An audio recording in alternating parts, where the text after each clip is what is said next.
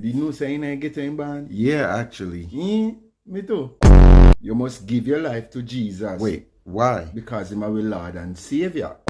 If Jesus died for our sins, why does sin still exist?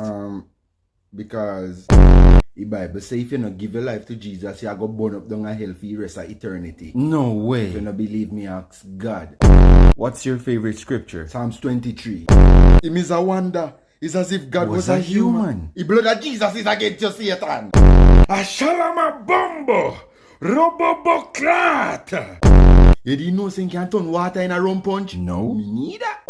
The Bible saying pull up and him bridging them in our Honda car. That's cap. If you don't believe me, Ask God. Exactly. The rapture go happen whether today, tomorrow, or centuries from now, because the prophecy them from the Bible are come true. So you better go repent. You think it take boy if you feed thousands of people with few swim around on one loaf of bread?